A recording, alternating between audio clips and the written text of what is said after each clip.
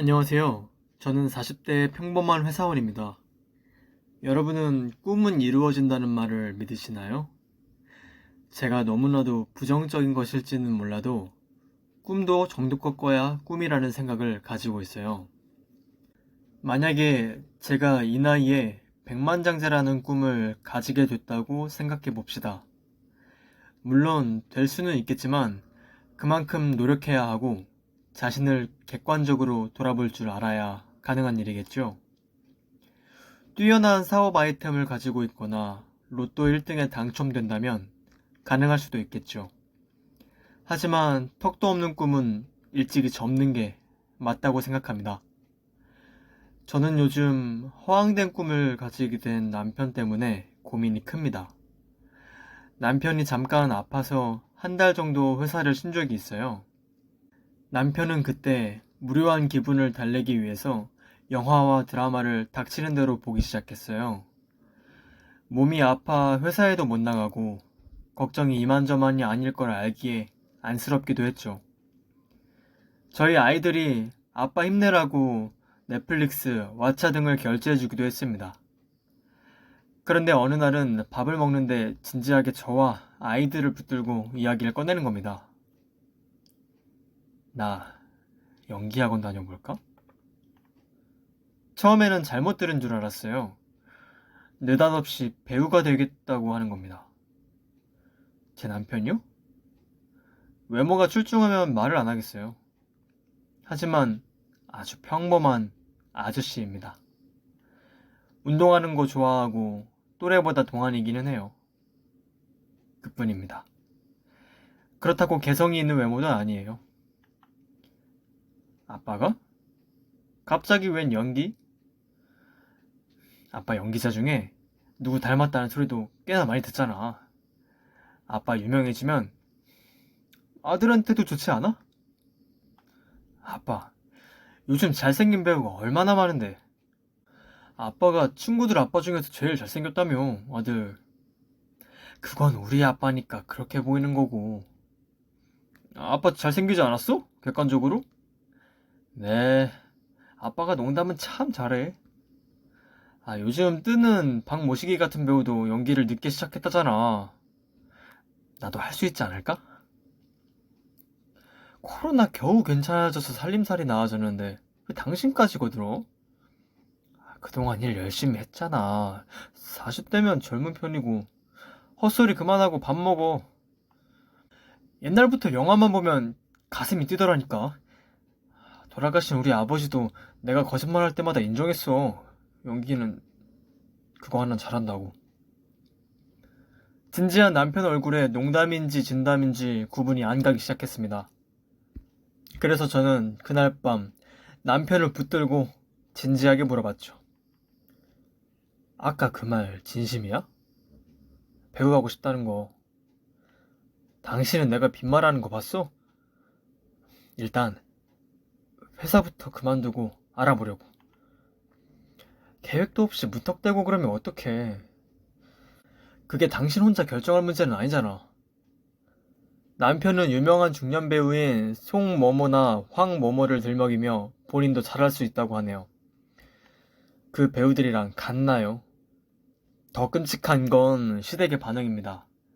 시어머니라도 말릴 줄 알았는데 남편의 말에 우쭈쭈만 하고 도리어 저를 냉정하고 이상한 사람으로 만드는 거예요. 물론 시댁의 배경을 생각하면 이해는 됩니다. 시아버지가 병환으로 일찍이 돌아가셨다고 합니다. 제 남편이 아주 어릴 때요. 시아버지가 꽤 오래 아프셔서 어린 남편과 시어머니가 온갖 고생을 했대요. 또 저희 남편이 외동이어서인지 더더욱 시어머니가 오냐오냐 키웠다고는 들었어요. 그런데 정도가 지나치지 않나요? 나이 40이 훌쩍 넘었으면 사리분별을 할 줄 알아야죠. 아빠이자 가장, 그리고 제 남편으로서 본분에 충실하면서 꿈을 이루겠다고 하면 누가 말리나요? 저도 충분히 미뤄졌을 겁니다. 그런데 멀쩡히 다니던 회사도 때려치우고 연기학원에 등록하고 오디션 보러 다니겠다는 건 영화 속에서나 실현 가능한 이야기잖아요. 그냥 하고 싶다는데 두면 안 되니? 우리 아들 평생을 소심하게 살았어. 그런 애가 난생 처음 꿈이 생겼단다. 그게 그렇게 아니 꿈니? 나는 몰라도 아내인 너라도 남편 편이 되어야지. 혹시 성공할 줄 누가 아니? 어머니, 그이도 현실을 깨달아야죠. 멀쩡히 하던 일 때려치우고 연기학원 다니겠다는 게 정상이에요? 나이가 몇인데요. 그이가 애도 아니고요. 예, 네 남편은 너 육아할 때 쉬지도 못하고 10년 동안 일했어. 어차피 돈도 좀 모아뒀겠다. 1년 해보고 안 되면 접으면 되는 거 아니니? 네 남편한테 왜 그렇게 박하니? 애는 제가 낳았고 육아할 시간에 일하는 게 당연하고요. 제가 육아하면서 놀기라도 한 것처럼 말씀하시네요. 저 너무 서운해요, 어머님. 아, 말하기도 입 아프다. 치워라. 어머님, 제발 냉정하게 바라보세요. 돈을 좀 모아뒀다뇨.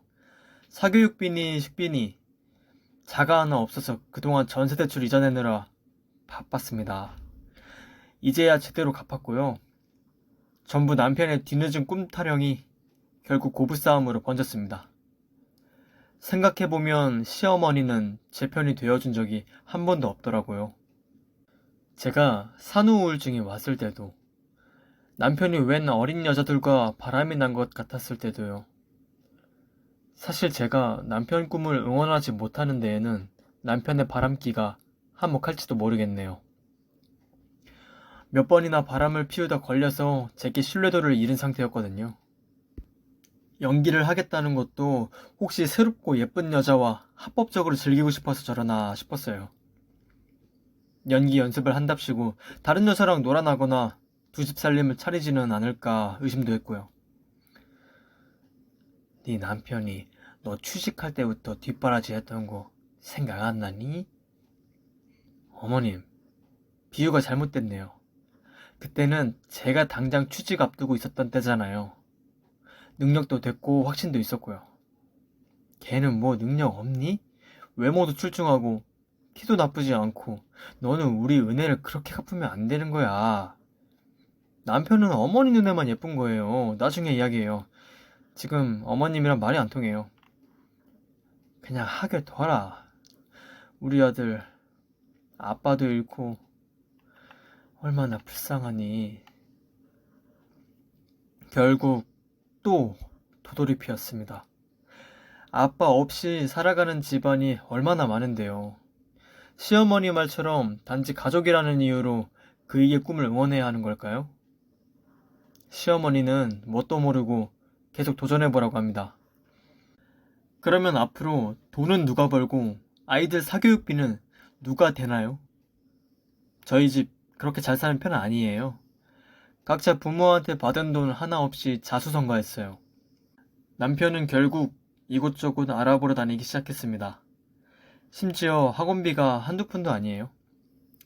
아이들은 쑥쑥 자라고 사교육비는 점점 늘어나는데 너무 부담이었어요. 당신은 그런 식으로 멋대로 굴 거면 나랑 왜 살아? 내가 당신 밥 해주는 기계야? 뒷바라지나 해야 돼? 너는 말을 그따위로밖에 못해? 우리 사귈 때 내가 얼마나 돈을 많이 쳐버는데. 당신이나 당신 어머니나 똑같네. 그렇게 억울하면 돈 다 뱉을 테니까 그만 살자 우리. 당신도 참 독하다. 우리 애들은 어쩌라고 그런 말을 함부로 해. 변변치 않은 직업 하나 없는 아빠, 그런 아빠 아래에서 자라게 할 수는 없어. 애들이 뭘 보고 배우겠어? 내가 알아서 할게. 남편은 그 뒤로 박차고 집을 나갔습니다. 그 일 이후로 남편과는 한 달째 연락을 안 하고 있습니다. 생활비를 줄 수 있냐고 연락이 한두 번 왔었지만 제가 무시하니 더는 연락도 안 왔네요. 아들들도 한 달간 아빠 행방을 찾아대니 머리가 아프고요. 시어머니에게는 남편이 집 나갔다는 소식을 숨기려 했는데 시어머니가 남편 생일에 저희 집에 찾는 바람에 겹쳐서 결국은 들켜버렸습니다. 결국 우리 아들이 집 나가게 하니? 네가 그러고도 안 사람이야? 이 독한 년. 어머니, 제가 나가라고 한 적 없어요. 그이가 제 발로 직접 나간 거예요. 저희 가족 버리고요.